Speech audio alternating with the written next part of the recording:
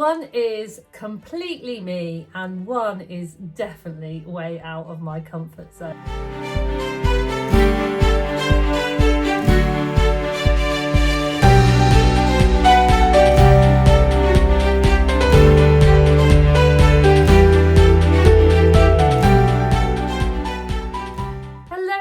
Hello, my name's Sam and welcome to my channel So Let's Sparkle with Sam. So today's vlog is a little bit different.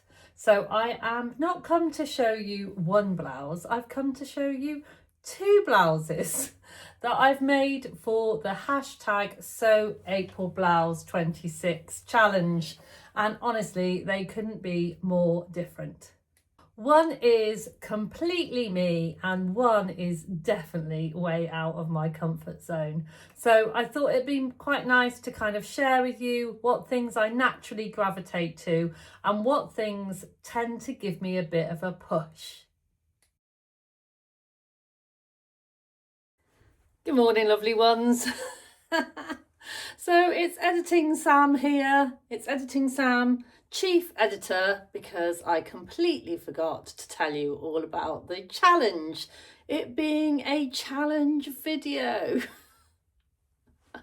Oh dear. So hashtag Sew April Blouse 26 is running from the 1st of April to the 30th of April, and you can post anytime. So you have still got time, folks, if you would like to do an entry, or if you, like me, just like to save all of the inspiration and then maybe have a think about it for next time. So you need to make a blouse using woven fabric. You need to add the hashtag Sew April Blouse 26 in your blouse post. Include a still image. So reels and videos are fine as long as you have a still image within your post. And note your country, so wherever you're from, and tag at cloth edit and at sewn on the tyne, and I hopefully will have put all of that in the contents box down below. And don't forget that you need to be following Sewn on the Tyne, the lovely Tamlin, which I'm sure you are already, and the lovely Gabrielle at cloth edit too.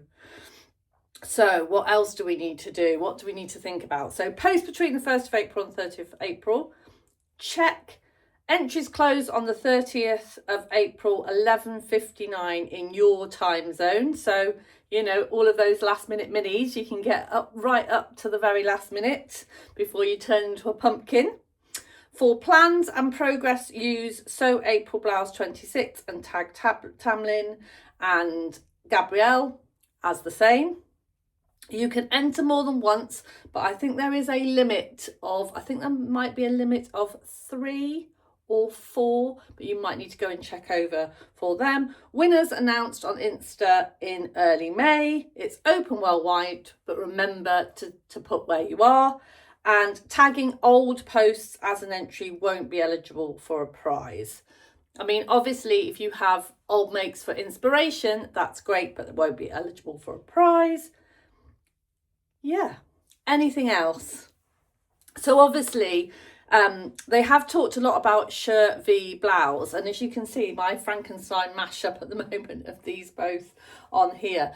I did take a shirt pattern and made it blousey, and obviously the things that I did was I experimented with fabrics, I embellished the shape of things, I made the collar more blousey, I changed design lines.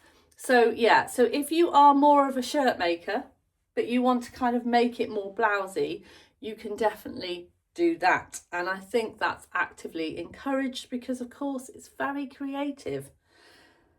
Who wins the prize? So hashtag Sew April Blouse 26 doesn't have a random prize draw. And the focus is on slowing down and enjoying the process, which is why I have done this as my main entry. I mean, the thing is, I'm a bit of an overachiever when it comes to challenges. I never do one. I always like to do more than one. You know, why not? I love sewing. It's in my blood, and you know, I just love doing it. But this challenge is a bit more focused on slowing down and enjoying the process. Although you are allowed to submit multiples if you want to. Tamlin and Gabrielle will take a few days to carefully go through all of the entries, and they'll come together with their individual lists, and then they'll go through and pick the winners. And it says here that the winners always represent a wide variety of blouse designs, have different skill and experience levels. So don't worry if you're a beginner, it's absolutely fine. You know, every entry is considered, and winners are scattered across the globe. So the sponsors love this challenge, so be sure to follow them as a little thank you. Sponsors and prizes will be announced on the Cloth Edit feed. So go over to the lovely Gabrielle's Instagram page and have a look at what you could win. Oh, sound like a 1980s show host. So yeah, if you need any more inspiration, as I said, don't forget to go and check out my lovely friend Clare, and also go and check out all of the other wonderful vloggers that have done #SewAprilBlouse inspiration this year. So yeah, I'm really sorry that I've had to squeeze myself in here, but you know, vlogging, life. So let's start with the one that feels, well, just very me. So it is the Alexa blouse. Those of you that have been here before will know that I love the Alexa blouse. The Alexa blouse is a lovely pattern by Atelier Jupe. It's an oversized kind of dramatic sleeve blouse with this gorgeous kind of gathering detail at the yoke. It's kind of sophisticated, but it's kind of so comfy, casual, as well as being sophisticated because of its wearability, and I just love it. So this is my Alexa blouse by Atelier Jupe, and the fabric is by the lovely Sister Mintaka.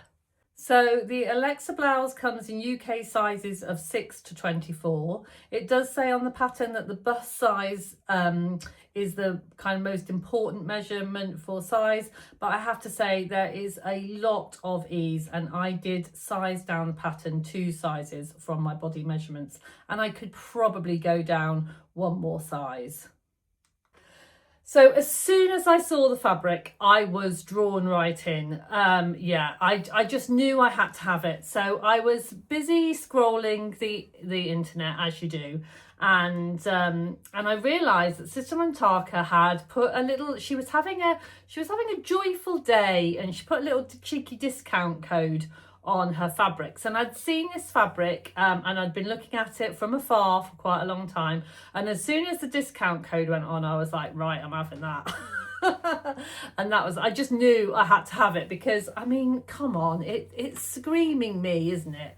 The moons and the celestial feel, and the fact that it's black and white, and the fact that it goes so beautifully with this lovely Zooniverse necklace that I made with my lovely friend Catherine, and that was Stitch Festival, not last year but the year before.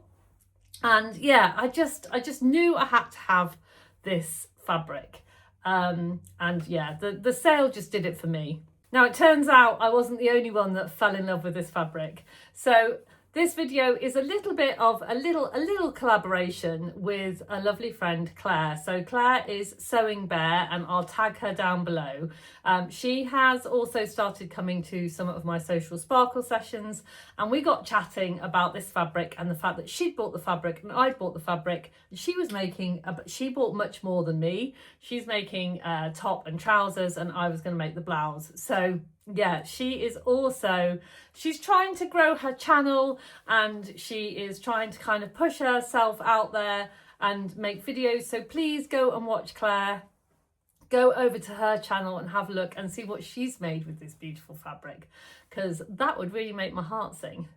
So what I really love about this blouse is just the way it flows, the sleeves, the movement. It's really expressive, just like me. It's a little bit dramatic, just like me, and it's very much my style. I just absolutely love it. And then of course there's the finishing touches, which are these gorgeous little buttons. I'll try and get some close-up. I have got some close-up pictures of all the details. Hopefully you'll see them come up and down here. So the buttons are from the lovely Ethel and Joan, which I picked up at the Stitch Festival.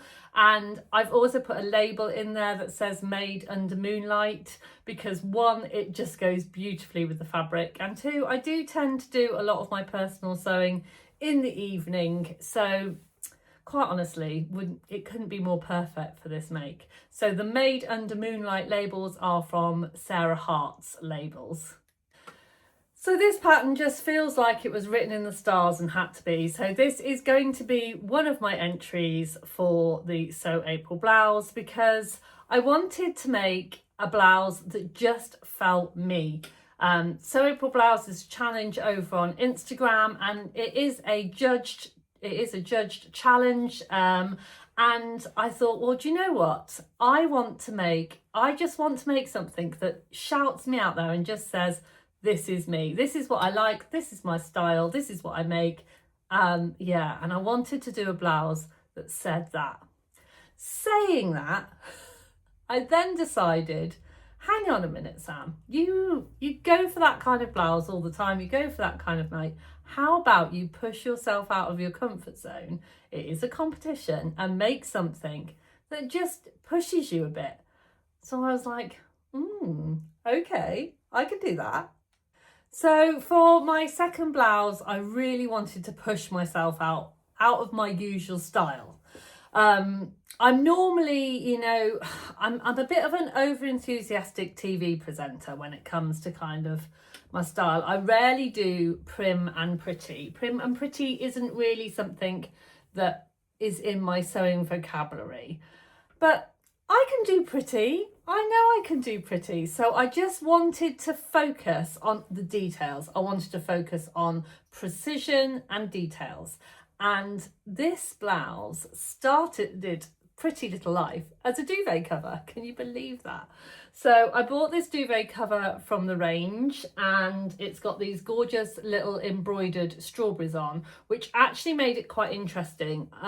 Thinking about it, if I was to recreate this blouse, it would be much easier for me to just use some lovely kind of crisp cotton fabric and embroider the strawberries on.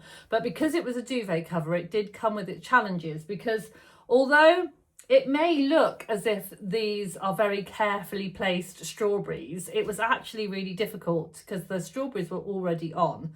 So that was a little bit tricky. And then as it was coming together, it was almost, as the whole blouse was coming together, I was almost having like little mini epiphanies, a tissue, oh bless you, epiphanies, sorry. I can never say that word, I can't get my teeth in. As it was going. So the first one was, oh, how about I do a lovely kind of, because it's strawberries, and for me strawberries and gingham kind of goes together. Although I wanted to kind of keep it precise, I did want to keep it playful, because I want to wear it, you know, it has to be a little bit of me. So I went for this gorgeous gingham just down the placket. And then when I put the gingham on, I suddenly realised that the strawberry buttons, I had bought some strawberry buttons from Minerva, and they just didn't look right. So in my stash, I had some little covered buttons, some little 11mm white covered buttons, and I covered them with the gingham. And actually this is a slightly different gingham, and it's got a smaller square on, and I think it just goes beautifully. I have to say, covering the buttons took quite a long time. I did it in one of my Social Sparkle sessions, and I'm so glad I had company. I have done covered buttons before, and I can't remember them taking me that long, but they did take a really long time. I think it was because they're so tiny and a little bit fiddly. So yeah, and then in a little local shop to me called Saustrian Green, I had picked up this gorgeous strawberry trim. So it's a gross grain ribbon, and I'd actually used it to put on a gift. But as I was making this, I thought, oh, how gorgeous. So what I've done is I've used this trim to hem the sleeve. And I just love the way that now, rather than so I'm so sorry, the original pattern is the TillyButtons Frida shirt, and obviously I needed to change it so it was more blouse like. So I have changed the shape of these sleeves ever so slightly to give them kind of a more of a gentle kind of little bit of a poofy feel. And I've also changed the collar. Now the collar, I just think was a little bit of sewing genius, if you don't mind me saying myself, is I knew I wanted to change the shape of it. So instead of having the normal kind of shirt collar, I've actually gently rounded it, and I've also made it a tiny bit smaller. And I've gently rounded it to give it kind of that proper blouse collar. The other thing that I did is I used a piece of rickrack, and then I used it like piping. So I measured it into the seam allowance. I used a little bit of the glue, the fabric glue that kind of just, the basting glue, that's the one, that I do sell on my shop. So if you want to have a look, I can put the link to the basting glue down below and pop that on. And then, yeah, and then when I turned it through, because I'd measured it to go exactly against the seam allowance, I'm just left with half of the rickrack poking out. And I think you'll agree, it does look really good and quite professional. Now, one thing that is a bit difficult to see on this blouse is that the bottom, so originally I was going to hem it with the same grosgrain ribbon, but this was kind of making this a bit heavy and I didn't want the same effect on the bottom. So I got out my variegated threads. I have a red Gutermann one, so it goes from deep red to kind of a pinky red back to deep red again. And I used the little leaf vine decorative stitch on my Janome 5060 QTC machine, and yeah, and it was, I love doing that. It kind of took me a very long time to sew the hem, but it was really beautiful, and yeah, and the finish was just very special. So yeah, I will leave you with some photos of the blouse and my blouse and some more details of the pattern coming up. And the TillyButtons Frida shirt is sizes of UK 6 to 34, and I went for the Tilly size 4. My body measurements put me at a 5 and I went for the 4, and next time I will grade, so I'm a 3 at the top and a 4 at the bottom. And yeah, so the Frida shirt is a boxy silhouette with drop shoulders, button front opening with classic 2-piece collar and stand, and obviously I changed that for a more blousey look. A lined yoke and box pleat at the back that I kept in, but I gathered it so it looked a little more natural, and a choice of casual short sleeves or long sleeves pleated at the cuffs, and I just gently shaped the sleeves. Optional curved patch pocket. I thought the pocket would take away and make it more shirt-like where I wanted the blousey look. And your choice of hip length or contemporary cropped version. And what I did is I made the crop version, but I did make it to the biggest size. So that made it just right for me for tucking into jeans. So here's my 2 blouses made for the same challenge, but representing 2 completely different sides of my sewing. So one feels completely natural and expressive, and the other is much more considered and precise and a little bit outside my comfort zone. And honestly, I think I need both, because that's what I love about sewing, is that you can be whoever you want to be, depending on what you make. If you enjoyed watching this video, I'd love to know which blouse is more you. Are you Team Moon or Team Strawberry? Thank you so much for watching. I hope I'll see you next time with more sewing and a little bit of sparkle. Don't forget to sparkle, folks. I'll see you really soon. Bye for now.